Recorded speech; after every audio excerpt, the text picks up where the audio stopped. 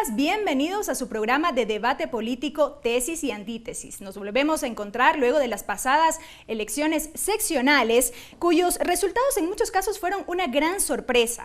Estamos desde nuestro nuevo estudio en Ñahui, Estudio Secom, y desde aquí damos la más cordial bienvenida como cada semana a los asambleístas Virgilio Hernández y Luis Fernando Torres. Yo soy Belkis Sánchez y por los próximos 30 minutos estaré moderando este debate. Recuerden, amigos, que ustedes ven Tesis y Antítesis a través de la señal de la Televisión Legislativa del Ecuador por los canales 42 en Quito, 22 en Guayaquil y 27 en la ciudad de Cuenca. Nos escuchan, por supuesto, a través de la radio de la Asamblea Nacional en todas las provincias del país y nos siguen también a través de la internet por envivo.asambleanacional.gov.es. Agradecemos, por supuesto, la reproducción de Tesis y Antítesis por parte de la red de canales comunitarios regionales del Ecuador asociados SECREA. Aquí comenzamos. Y como ya lo dijimos, el pasado domingo 23 de febrero, todos los ciudadanos nos volcamos a las urnas para elegir 5.621 autoridades seccionales. El revés más grande se marca para el Movimiento País en la capital. Vamos a hacer una breve síntesis, un breve balance en este video a continuación. Elecciones seccionales 2014, resultados preliminares. De acuerdo con datos oficiales, pero aún parciales, estas son algunas de las novedades en estos comicios. En las capitales provinciales, Suma obtiene las alcaldías en 5 ciudades: Quito, Santo Domingo de los Áchilas, Portoviejo, Guaranda y Puyo.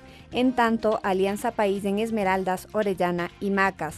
El Movimiento Avanza obtiene las alcaldías en Latacunga, Ibarra y Ambato. El Partido Social Cristiano en Guayaquil, Babahoyo y Machala. Creo en Azogues y Riobamba. Y Participa Igualdad en Cuenca, el Partido Sociedad Patriótica en Tena y el Movimiento ARE en Loja. En tanto, Pachacuti se hizo de la alcaldía de Morona. Los resultados en las prefecturas son los siguientes. Alianza País obtiene 10 consejos provinciales.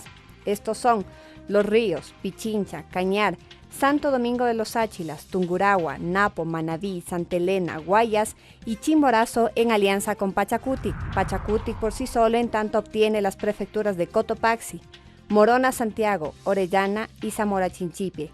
Suma obtiene las prefecturas de Bolívar y Pastaza. Participa Igualdad en Azuay, el Partido Social Cristiano la prefectura del Oro. El MPD gana en Esmeraldas, Creo gana en Loja, Avanza obtiene la prefectura de Imbabura y el Partido Sociedad Patriótica en Sucumbíos. Asambleísta Luis Fernando Torres, nuevamente bienvenido, le consulto. Bueno, hemos visto este video que un poco nos acerca a estos resultados electorales según la fuerza electoral. ¿Cómo leemos estos resultados? Bueno, uno tiene que tener dos perspectivas, la local, que ocurrió en cada uno de los cantones, parroquias y por supuesto provincias, y la otra, la nacional. Desde mi punto de vista, lo que habría que contestar es si las elecciones del domingo pasado constituyeron un plebiscito a favor o en contra del presidente de la República y de su movimiento Alianza País. Yo puedo asegurar que en Guayaquil el plebiscito fue total. El guayaquileño votó allá entre Nebot y su modelo y el presidente y su modelo, y venció Nebot sin lugar a dudas. Y claro, el plebiscito fue total porque desde antes de que comenzara la campaña, el propio presidente planteó en esos términos la lucha política en Guayaquil. En Quito yo no hablaría de un plebiscito total, sino parcial. De alguna manera, el ingreso a la escena política del presidente en los últimos días le dio a Quito una tónica diferente. Dejó de ser la lucha eminentemente local y pasó a ser, de algún modo, una disputa nacional. El hecho mismo de que el presidente haya participado en algunas concentraciones, caravanas y, por supuesto, en varios medios atacando directamente al candidato a la alcaldía de Quito, ahora alcalde de Quito, marcó, digamos, una nueva tónica en la campaña, sobre todo en la capital de la República. ¿Qué ocurrió en el resto del país? En parte sí estuvo en juego, digamos, el nombre del presidente y lo que ocurrió, por ejemplo, con el Movimiento País, la gestión gubernamental. Pero más allá, digamos, de todo ello, la lucha se centralizó fundamentalmente alrededor de temas locales, perfil de los candidatos, fortalezas, debilidades de cada uno de ellos. Lo que no se puede es tapar el sol con un dedo y decir, por ejemplo, de parte del régimen, perdieron los candidatos y esto no es con el régimen, es con el régimen. Que el presidente de la República esté con una popularidad por los suelos, tampoco es cierto. Es decir, el presidente sigue siendo sólido, la evaluación de la gestión entiendo que sigue positiva y por ello la oposición tampoco puede dormirse en los laureles. Ha habido un triunfo importante en ciertas ciudades y ese triunfo debe llevar a replantear la estrategia. Gracias. Asambleísta Virgilio Hernández, bienvenido nuevamente. Fue el presidente de la República quien en la tarde del domingo justamente habló de un revés sufrido por Alianza País, particularmente en lo que tiene que ver con la ciudad de Quito. ¿Cómo se lee también este revés? A ver, creo que en primer lugar no es muy fácil establecer una matriz nacional del comportamiento de los electores. Creo que hay que distinguir claramente y señalar que estas son elecciones seccionales y es muy difícil establecer algunas conclusiones generales nacionales, porque, por ejemplo, nosotros ganamos como Movimiento País 10 prefecturas y seguramente con aliados vamos a tener más que eso, aunque también es importante señalar que perdemos muchas de las capitales de provincias. Sin embargo, en algunas de esas ciudades que incluso perdemos las alcaldías, ganamos los consejos y vamos a tener mayoría en el consejo. Seguramente va a ser el caso de Cuenca, por ejemplo, en que tendremos 9 de los concejales e incluso creería yo que en la ciudad de Quito vamos a tener la mayoría en el consejo. Por lo tanto, es muy difícil establecer una matriz nacional. Creo que hay que mirar cada una de las provincias, cada una de las ciudades y en ese sentido, mirar sobre todo que la complejidad se ha centrado en las ciudades, en los municipios. Creería yo que para el caso de quienes postulaban por la reelección hay que analizar también el tema de la gestión, hay que analizar las candidaturas y hay que analizar también el comportamiento de cómo las políticas y el debate político nacional pudo haber afectado o no dichas candidaturas. Pero vuelvo a señalar, no es muy fácil sacar conclusiones generales porque hay estos resultados que se podría decir contradictorios.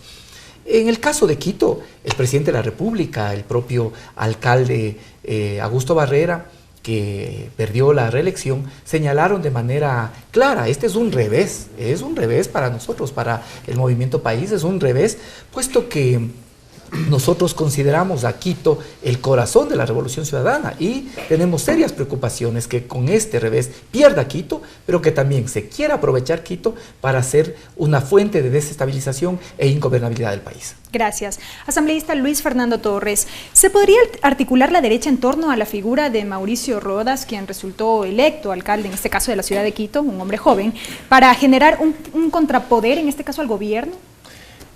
Es muy prematuro, indudablemente, el que se pueda, digamos, por ahora, sugerir o creer que alguien que ha ganado, pues en este caso la alcaldía de Quito, bien podría liderar a una gran tendencia. No nos olvidemos que el gran triunfador de estas elecciones es el alcalde de Guayaquil, Jaime Nebot, que estuvo pues en una lucha allí, sí, como dije yo, en un verdadero plebiscito entre el proyecto gubernamental y el modelo exitoso, que Guayaquil ha dicho que es exitoso, en el puerto principal.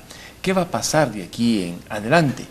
Bueno, aquellos que ganaron alcaldías, prefecturas, juntas parroquiales, concejalías, tienen que tener los ojos puestos en sus comunidades locales. Había un político famoso en Estados Unidos, un demócrata que presidió durante largo tiempo la Cámara de Representantes, Steve O'Neill, que decía, la política es local.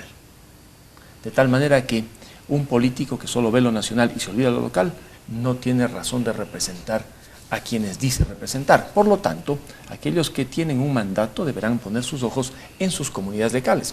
Creo que ha comenzado bien el nuevo alcalde de Quito, distanciándose de la política partidista, porque le haría muchísimo daño que en un momento dado pues vaya por el lado de la política partidista.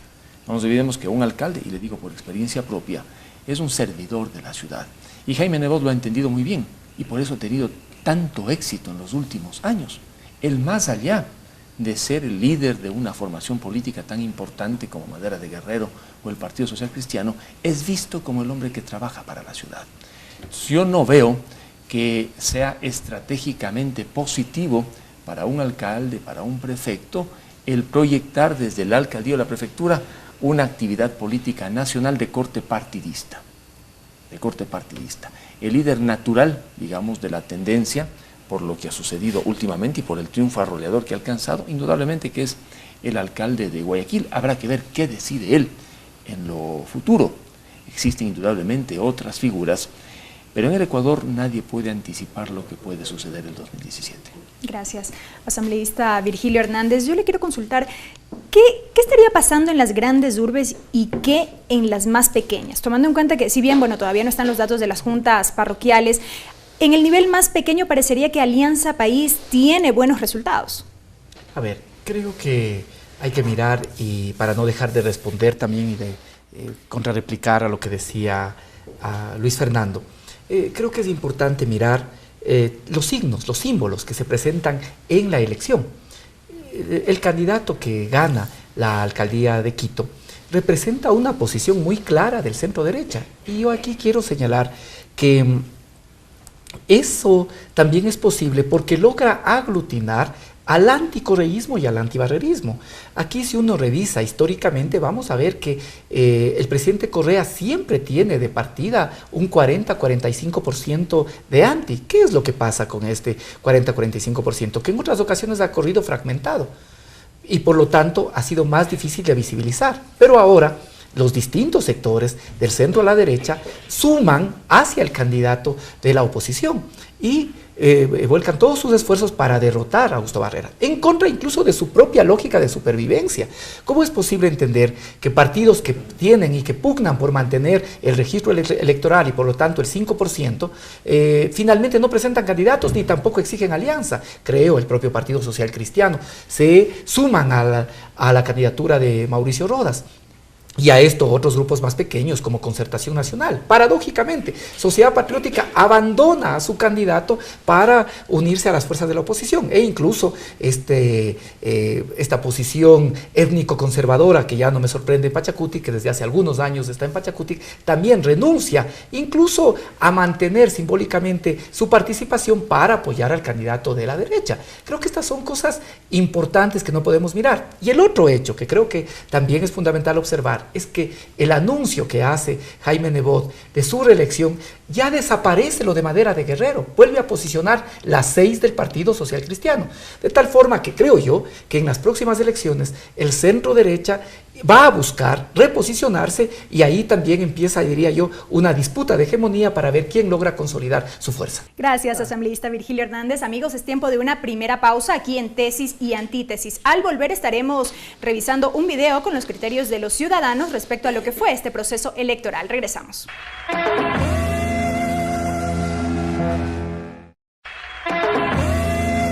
Estamos de regreso, amigos, aquí en su programa de debate político Tesis y Antítesis con los asambleístas Virgilio Hernández y Luis Fernando Torres. El tema de esta semana, los resultados de las elecciones seccionales del pasado domingo 23 de febrero. Les recordamos, como siempre, que ustedes ven Tesis y Antítesis a través de la señal de la televisión legislativa del Ecuador por los canales 42 en Quito, 22 en Guayaquil y 27 en Cuenca, y por internet a través de envivo.asambleanacional.gov.es.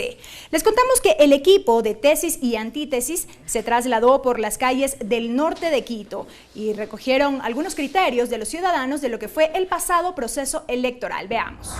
Yo creo que fue una elección muy democrática y creo que la gente estaba muy contenta con lo que ha pasado, y felicitaciones al alcalde nuevo, y espero que siga con las obras que realmente nuestro alcalde anterior está continuando o teniendo para adelante, para la ciudad.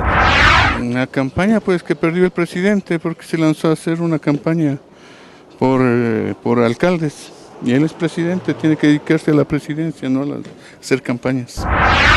Bueno, las elecciones de ayer estaban completamente normales aquí en la ciudad de Quito, la democracia se fortaleció.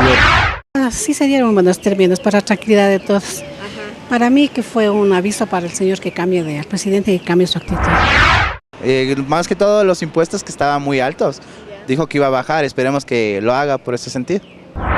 El asunto de la democracia va muy bien, yo creo que es un punto a favor de la ciudadanía porque todos tenemos derecho a pensar, y creo que sobre ese planteamiento todos estamos de acuerdo en lo que está pasando, ¿no?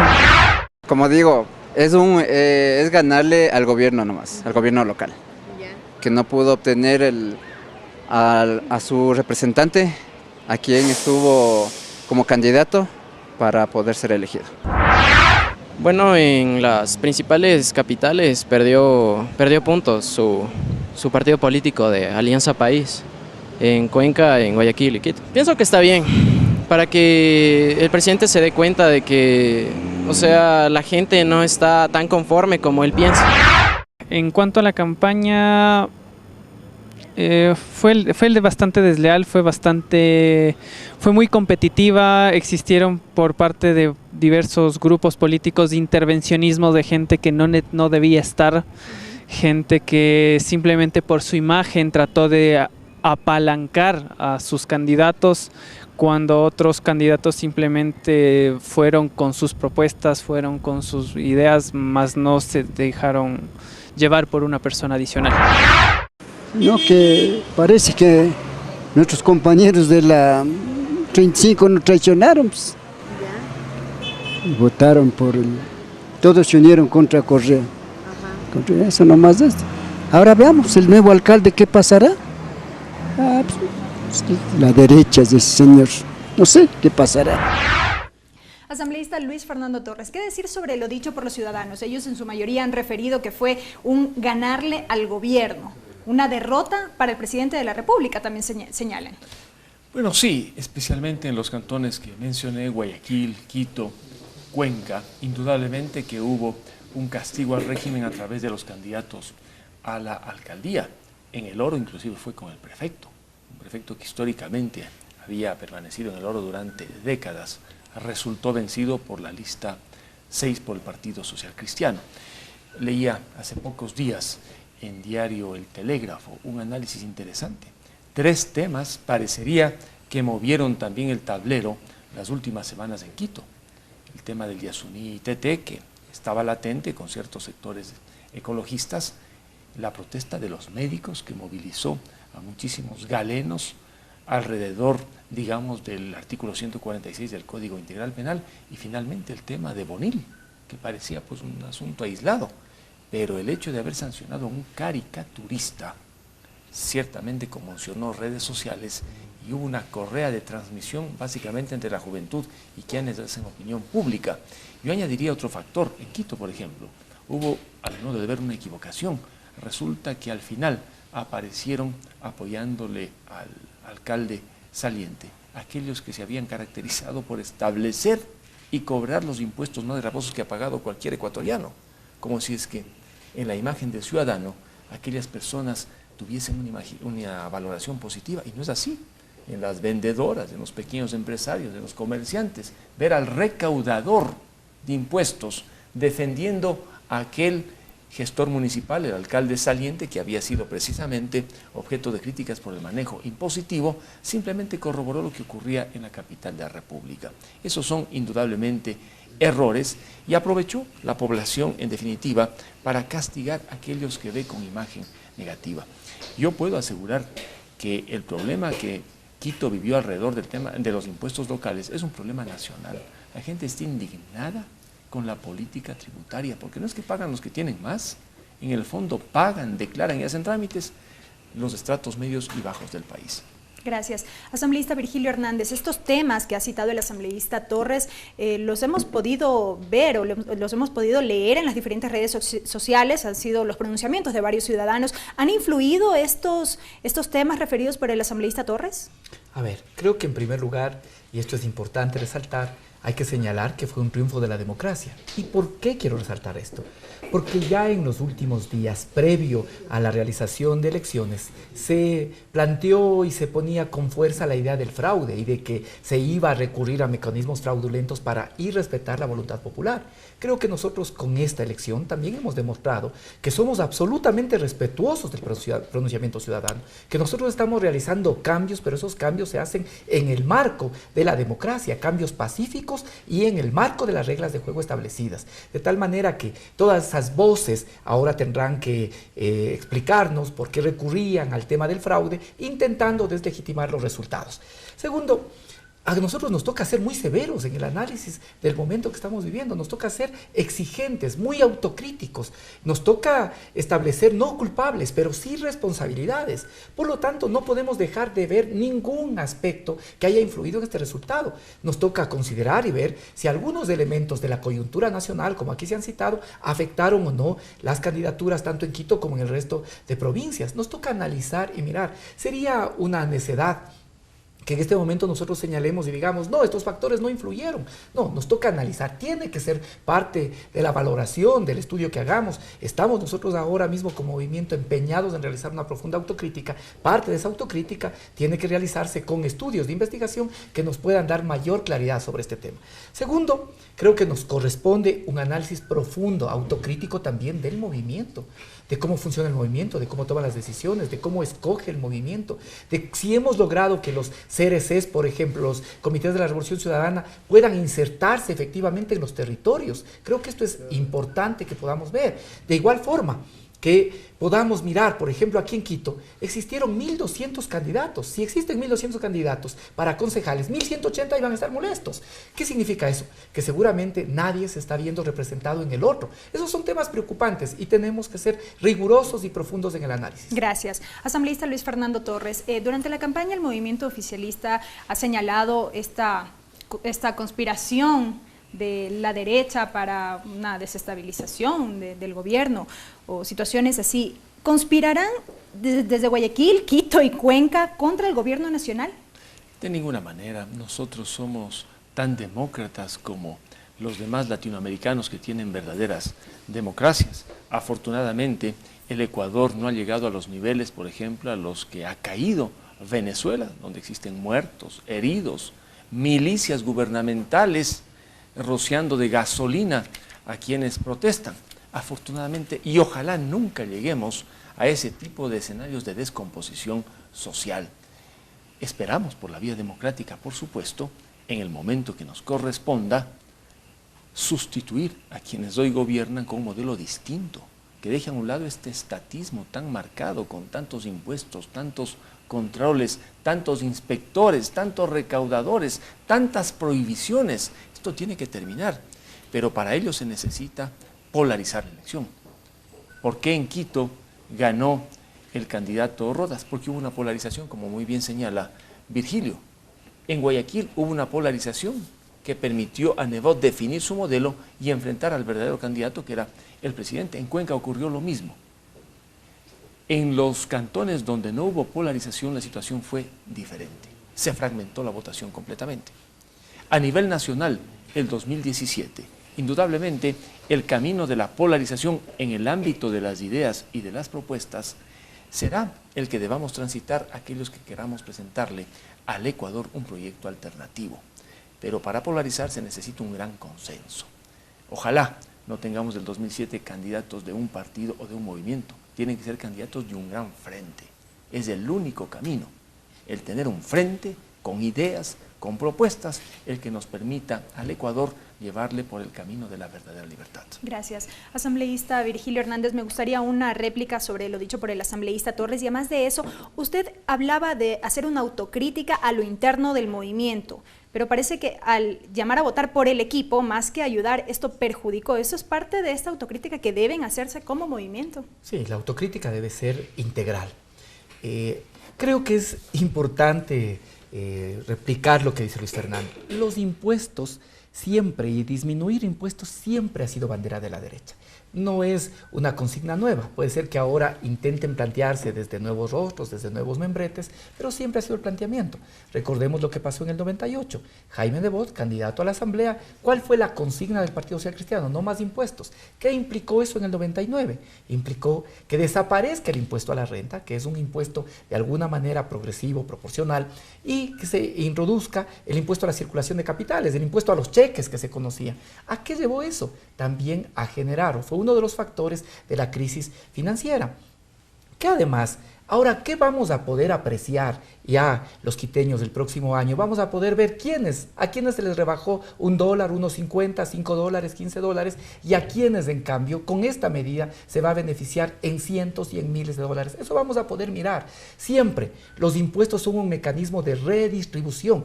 Mientras sean progresivos y cumplan un papel para redistribuir, son justificados. Un elemento importante también que hay que señalar: ¿por qué nosotros tenemos tanta preocupación en Quito? Porque en Quito hay que mirar, y ahora tiene que ser parte precisamente de la acción que realicemos, tenemos que estar atentos a que no se quiera convertir a Quito en un factor de inestabilidad, en un factor de desestabilización. Creo que esto es fundamental. La situación de Venezuela es una situación generada también por una oposición intransigente que desde el primer día no aceptó los resultados, y en ese primer día de negar los resultados estuvo presente el señor Rodas. Cuando nosotros vemos mensajes en los cuales Lucio Gutiérrez llama a que para liberarse hay que volcarse a las calles, estamos hablando de afanes conspirativos, o quienes llevaban adelante la campaña del señor Rodas también involucrados en el 30S. Nosotros tenemos que estar vigilantes para que la alcaldía de Quito no se convierta en un factor de ingobernabilidad ni de buscar inestabilizar un gobierno democráticamente elegido. Gracias, asambleísta Virgilio Hernández. Amigos, es tiempo de una nueva pausa. No se vayan, enseguida continuamos con más. Esto es Tesis y Antítesis. Revisamos los resultados de las elecciones pasadas.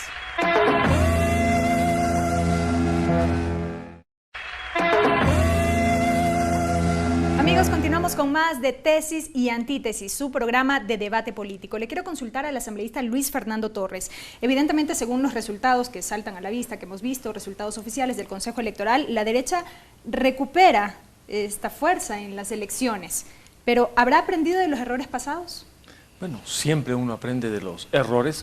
El gran triunfo que se da sobre todo en el puerto principal, donde César Ron, el candidato a prefecto de la lista 6, prácticamente empata con Jimmy Jairala, es una demostración de la fuerza, sobre todo, que se siente allá en la costa ecuatoriana. En Machar, el triunfo de Carlos Falqués, en Babahoyo, de Johnny Terán, en San Borondón, de Coco Yunes, marcan una tendencia importante en esa zona, y en la sierra, pues, algunas provincias como Tungurahua, donde se logró despertar nuevamente el fervor por la 6 con una votación consistente. Me permite a mí decir que la lista 6, indudablemente con Jaime Nebot, va a marcar la alternativa de aquí en adelante en el país. Mencionaba Virgilio una crítica fuerte al impuesto al 1% a la circulación de capitales. Ese impuesto, que se estableció en el año 98, fue un impuesto adecuado para las circunstancias, porque permitía una recaudación inmediata y el contribuyente sabía que pagaba el 1% y no más. Lo importante no es eliminar los impuestos, aunque eso sería lo ideal, que nadie pague impuestos, pero siempre habrá la necesidad de ciertos tributos por el crecimiento del Estado. Lo que demandamos los ecuatorianos es no más impuestos, y los excesivos que desaparezcan o bajen, porque que se les ha ido la mano, se les ha ido la mano. Estos 7 años han sido años de impuestos, y no necesariamente a los más ricos del país. Yo, que como político estoy cerca a la gente, veo el drama de las peluquerías, que tienen que pagar tributos, que tienen que contratar contadores para las declaraciones, pero hay algo más: los costos para producir en este país, con la afiliación al IES, el salario básico que se fija. Esto no perjudica a las grandes empresas, porque finalmente cargan a gastos. Esto perjudica al pequeño emprendedor, y hay una asfixia que la gente siente. En el campo, el agricultor de una pequeña parcela tiene que afiliar al que le acompañe en la tarea, tiene que pagar el salario básico cuando no le alcanza con las ventas que tiene. Lo que veo yo es que se han desmandado. Ojalá lo ocurrido en estas elecciones les permita advertir estos excesos impositivos, de controles. El presidente, cuando se presentó a reconocer efectivamente la derrota, dijo que se han cometido errores. Lo que sí no podemos, aquellos que estamos en un bando distinto al gubernamental, es creer que después de esta elección el presidente, el movimiento país y el régimen está por los suelos en cenizas. No, tienen la fuerza necesaria, por lo que nuestra estrategia siempre tiene que partir del hecho de que hay una fuerza alternativa importante, con un presidente que todavía sigue valorado positivamente. Lo que ha ocurrido en 2014 no necesariamente va a ocurrir el 2017. Algunos años van a pasar todavía y por ello, para presentar un proyecto alternativo necesitamos una estrategia debidamente planteada y una táctica eficaz. Gracias, asambleísta Torres. Asambleísta Virgilio Hernández, su réplica sobre lo dicho por el asambleísta Torres y además de ello una inquietud. De haber realizado elecciones primarias a lo interno del movimiento país, elecciones primarias de candidatos, ¿se podría haber detectado de pronto un posible descontento por el candidato Augusto Barrera? A ver, en primer lugar, yo creo que los impuestos, y lo acaban de señalar, siempre es bandera de la derecha. ¿Por qué? Porque si es que se mantienen, por ejemplo, impuestos redistributivos, impuestos progresivos, lo que se va a hacer es afectar sobre todo a las personas que más tienen y más ganan. Y eso ayuda a que se haga obra social, a que se redistribuya, que es un papel central del Estado. Aquí se ha establecido efectivamente varios procesos de reforma tributaria y sin embargo la popularidad del presidente, y no solo la popularidad, sino la aceptación de la gestión está por encima del 70%, de tal forma que a diferencia de lo que pueden pensar los sectores de la derecha, la gente reconoce, la gente señala que es importante los impuestos porque también permite una vinculación diferente al ciudadano. El ciudadano sabe que tiene responsabilidad. Ahora, creo que efectivamente, y donde hay que seguir insistiendo, es que esos impuestos tienen que ser progresivos. La gente que más tiene, más paga. La gente que más gana, más paga. Y luego que sean redistribuidos. Creo que ese es el tema elemental. Ahora, ¿qué veo yo en lo que expresa Luis Fernando? Que aquí ya empieza a mirarse cuál va a ser también la disputa en el sector de la derecha. Porque si usted mira con atención o escuchamos con atención lo que señala Luis Fernando, hace énfasis sobre todo en el triunfo en la órbita del Partido Social Cristiano y varias veces ha posicionado que es la fuerza que va a intentar liderar este sector, mientras hay otros sectores que con nuevos membretes intentan posicionar otros rostros también. Creo que esa es parte de lo que tienen que discutir en esos sectores. Nosotros tenemos que revisar de manera profunda qué es lo que nos toca y nos corresponde hacer para que el 2017 podamos efectivamente revertir este revés electoral y tener una fuerza fortalecida, un movimiento fortalecido. Yo diría 2 o 3 cosas que son fundamentales. Primero, nos toca mirar cómo nos reconectamos efectivamente con la sociedad. Creo yo que hay que cuestionar si los comités de la Revolución Ciudadana efectivamente están insertos en la sociedad, si generan dinámica social, si participan o no en las organizaciones barriales y si es que no existen, se construye o no organización barrial. Creo que hay que mirar el papel de los CRCs. Este es un elemento importante. Segundo, nos toca que el movimiento pueda estar también más atento a la gestión que se realiza en cada uno de los gobiernos autónomos centralizados. Creo que eso es importante porque lo que se hace en los gobiernos autónomos centralizados es mirar en lo local si efectivamente se cumple o no con los principios y planteamientos que tenemos.